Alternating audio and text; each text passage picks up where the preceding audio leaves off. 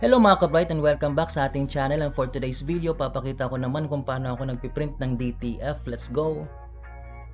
Ito nga pala yung DTF o direct to film. Ito yung piprint natin sa t-shirt mamaya. Nagpapagawa lang ako nito kasi wala akong sarili kong DTF printer. May kamahalan kasi at medyo demanding sa maintenance, kaya nagpapagawa lang ako nito sa mga print shop.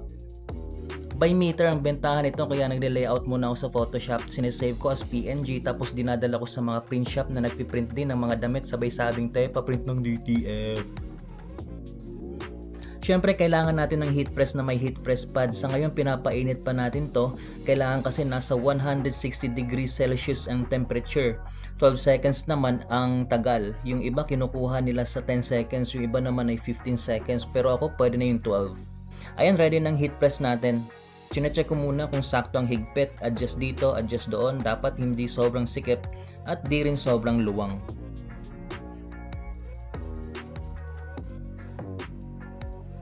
Tapos ay ilalapat na natin ang t-shirt, sabay ipipress natin saglit para mawala ang gusot-gusot.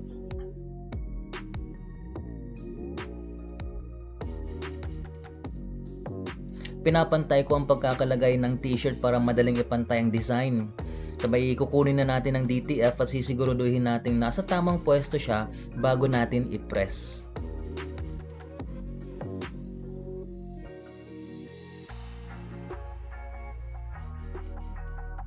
Lagay naman natin ng tape para hindi tumabingay pag inipit na natin.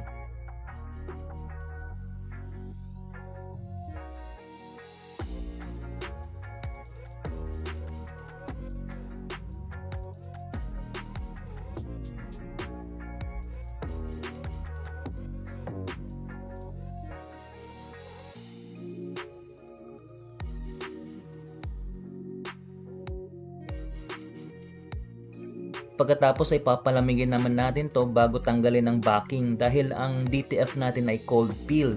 Hindi katulad ng hot peel na DTF, dapat tinatanggal ka agad ang backing habang ito ay mainit pa. Dito gusto kong lumambig kaagad kasi papakita ko sa inyo na tinatanggal ko ang backing, kaya pinupunasan ko siya.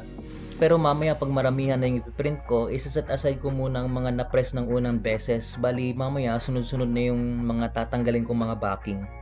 Medyo mainit pa siya kaya medyo makapit pa ang backing, pero okay lang naman kasi nakadikit naman ang design.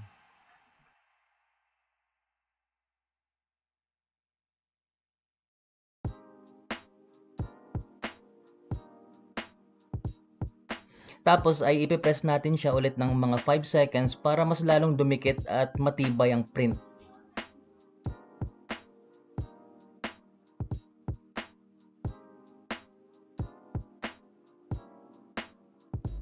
Ito na ngayon ang finished product natin. Ganun lang naman yung proseso. Ulit-ulitin nyo lang mga ka-bright.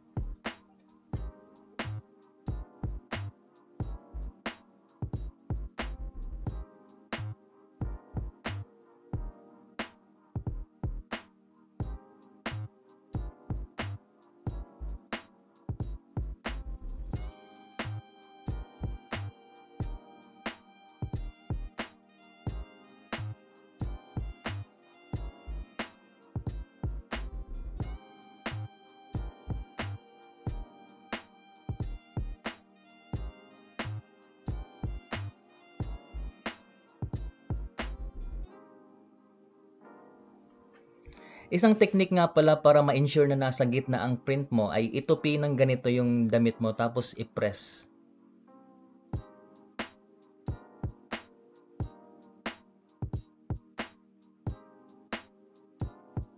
Makakagawa ka ng tupi sa gitna, tupiin mo na rin ng DTF.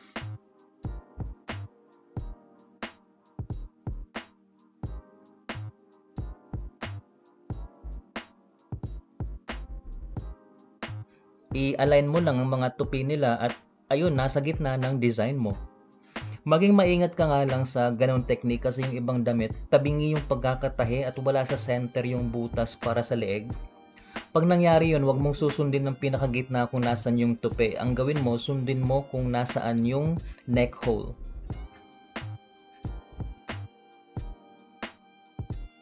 Ayun, napakasimple lang mag DTF printing mga ka-bright. Sana nakatulong ako sa'yo.